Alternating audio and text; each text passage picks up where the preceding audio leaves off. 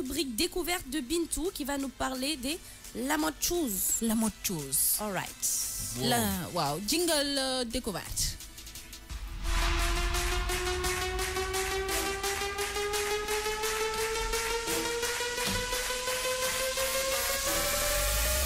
Découverte dans la matinale. Ah, ça c'était chaud. Ça c'est découverte dans la matinale. Découverte dans la matinale. Fatim, je ne sais pas si tu nous écoutes, mais rentre. Ton heure a sonné. Vacances au holiday aussi. It's finished. Over. Après, tu lui mets même over de Drake. Over. Alors, Bintou, tu vas nous parler des la mode shoes. Qu'est-ce que ça veut dire? Parce que moi, je ne sais pas. Waaw, tey moom dama laal si yow laal si man tuuti découverte la mode shoes mu nekk benn entreprise boo xam ne que c'est des jeunes yoo xam ne que à travers leur directeur muy Bamba dañuy defar ay dàll yoo xam ne que c'est fait à la main mu am ay façon dàll yu bari yoo xam ne que dañ koy defar gis ngeen ci mode shoes. Waaw gis nga bi fantôme nu-pieds lañ koy tuddee. Okay. Voilà gis nga ñi nga xam ne que ñoo nekk à travers internet bi dinañ gis image dàll yi c'est très beau. Côté artisanal ñoom dañuy ne fii Sénégal ñu bari duñu consommer sénégalais c'est ça le problème.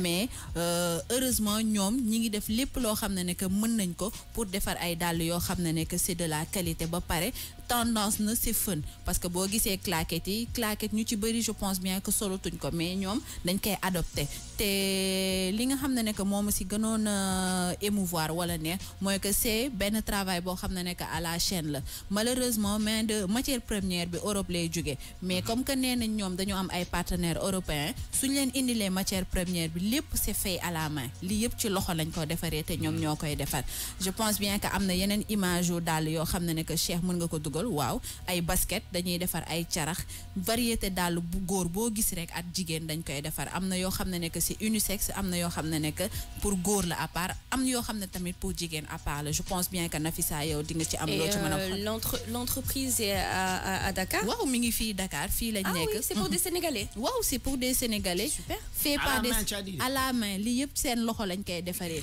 ñëw nañ ba fii indi dàll yi wan ma dàll yi te boo gisee ni façon bu ci nekk bii Nafisa ban yëre nga ko mën a booleel en fait. bii da nga koy sol ak benn demi-saison nii. Demi-saison calme super sang avec.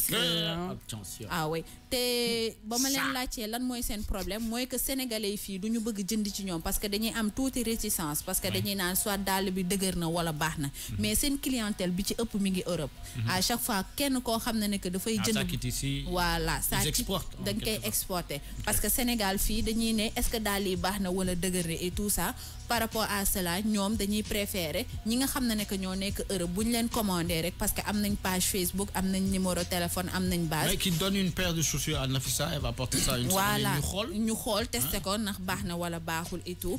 Moi je porte des Jordan taille 42. Moi j'aimerais bien dire quelque chose à toutes les personnes qui nous écoutent.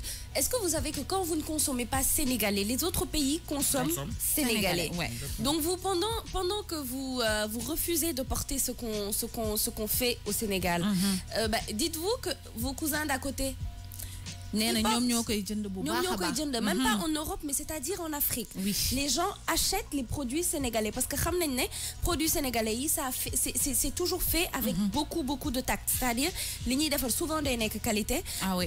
Dafay rafet et puis soit c'est du cuir, je parie que ces chaussures là c'est du cuir. Am na ay carax boo ku ci dugg ci Facebook la mode shoes rek di nga gis am na carax am na variété boo xam ne que dëgër boo xam ne que ñoom ba ñu ñëwee je me disais que daal lii Europe la jógee mais fii la jógee heureusement suñu dëkk mu nekk ay jeunes yoo xam ne que entre 30 à 40 ans la ñu am ku ci nekk tu te donnes à fond nee nañ ils ont un début difficile parce que incompréhension ak Nafisa li mu wax les gens ne consomment pas sénégalais mais nee na heureusement seen clientèle yi nga xam ne que nekk nañu Europe à chaque fois ñoom ñoo leen di jàppale si lu bëri bu ñu jëndee dàll yi photo wu dugal ko ci page bi wala bu ñu jëndee dàll yi ba pare consommer que après dañuy bind client satisfait loolu mooy permettre ñeneen ñi ñuy am. Mais est-ce que xalaatoo leen tamit par exemple les gens qui sont en train de faire du consommer local, c'est-à-dire qui fabriquent les choses ici, est-ce qu'ils font des défilés, est-ce qu'ils font quelque chose pour promouvoir aussi leurs articles parce que xam nga tey sooy jaay nit da nga koy jaay lu neex a jënd, c'est-à-dire même la boîte, c'est-à-dire même la boîte dans laquelle tu mets tes chaussures. Il faut que il faut qu'elle soit jolie pour que les gens aient envie d'acheter. Aujourd'hui, je me dis, tu fais ce genre de chaussures-là, tu aurais fait un défilé de rue, c'est-à-dire tu mets tes mannequins qui défilent dans la rue, tu marques les esprits, tu arrives à montrer qu'aujourd'hui tu es en train de faire quelque chose. Mais je me dis que nous tamit ils n'innovent pas, c'est-à-dire que nous innover, que nous prouver, parce que vendre aussi à l'Europe c'est bien beau, mais vendre d'abord dans ton pays. Et pour vendre dans ton pays, il faut que l'Europe def Europe nga def ko fi. Ah oui, boo leen gisee sachet yi nga xam ne que moom la ñuy def daal li c'est très joli ba pare c'est très professionnel. Malheureusement Nafissa elle a tout à fait raison, ñoom ñoo am li nga xam ne que artisan yi mooy manque de communication à stratégie de communication, mais ñi nga xam ne que mooy la mode chose comme que c'est un début et c'est un peu difficile, ñoom nee nañ au fur et à mesure comme que innové nañ ba commencer di mën a defar ay dàll à la main, léegi li ñuy def mooy jàll ci deuxième phase bi par rapport ak défilé yi, par rapport ak communication boo xam ne que dina permettre nit ci xam leen. Oui, parce que attention, il faut une petite communication. Bon, ce que tu fais en ce moment c'est très bien, mais ça ne demande pas que ça, parce que ce sont des chaussures, il faut que les gens les portent pour que les gens sachent que c'est de qualité, que ça ait un prix raisonnable, et que ce soit de qualité. Et comme on l'a dit, c'est la présentation qui est tout. En général, dans le gour, ça coûte combien les baskets et tout ça là? Je ne sais pas, ça dépend t'en as jusqu'à 200 000. Aujourd'hui, les Jordan, ça coûte très cher. T'en as pour tous les coups. Alors, comme c'est des prix très abordables. On invite les gens à aller sur c'est des prix très abordables. Vous allez voir.